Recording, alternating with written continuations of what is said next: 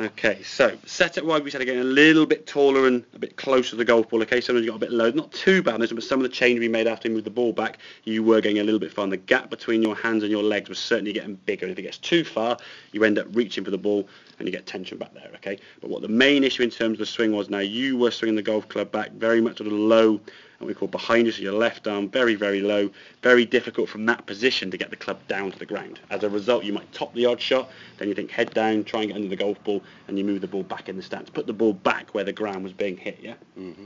What we're trying to do is get the arms working up a little bit more. So the club goes back here now. We can see your left arm, the club now is working up. See where your left arm gets to. That's more of a golf swing, isn't it? Yeah. That was the furthest point you got. That's the furthest back so you used to get to before, okay? That's as far as you went back. So the club, when it came back in the golf ball now, you can see the club now is attacking from this angle way on the inside. So your shots either go straight out to the right, or, depending on the club face, it might come back to target or go too far left. So you're always relying on a bit more timing and a bit more, not saying luck than judgment, but you're making it very hard. Rather than trying the golf ball in this direction, you're hitting over here to try and cut it back there, which is just making it a lot harder, okay? So if we can get this club now, you'll watch as the club comes back down, full backswing. Look how much the club, when it comes back in the hitting area, look at that club face there. So that club now is perfectly parallel to your target. We're attacking the golf ball in that direction. So now the ball can go straight to target. If we clear all these lines, you'll see the golf ball. Now we strike it, you can see the golf ball there, going straight on your target line. And you can turn through, look how much further you turn through it. That's a full rotation compared to, okay, your arms can barely get over your left shoulder. So from that position there, your lower back, your knees are going to be putting some stress on, the foot's flat, your hips haven't turned, I mean your hips are sort of pointing somewhere over there, your shoulders have gone fully, so your spine now is sort of just in a position that's going to look a bit painful after a while. And again, the more you start playing and getting into it, again, probably at the moment, because Cottrell Park 6 irons, 7 irons your longest club, you're not really giving it the full beans.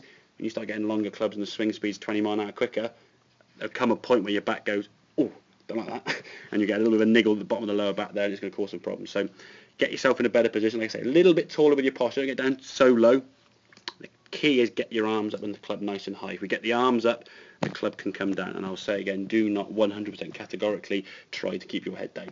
Okay, you don't need to keep your head down. As long as the club goes up in the correct angle, what goes up must come down.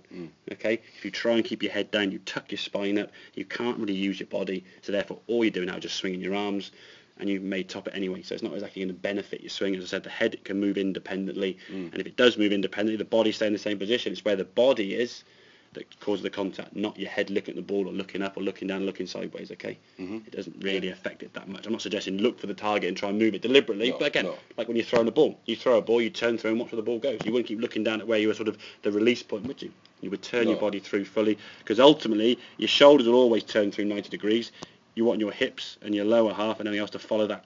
Because if you're rotating through with the top half just 90 and the rest is sort of reduced to that smaller amount, your back's going to be put in some position that's going to go ouch. Okay, so have a couple more then, we'll see how it goes. But does that make sense then, Julian? Yeah, so better setup to start with, but just think arms go up, come down, okay?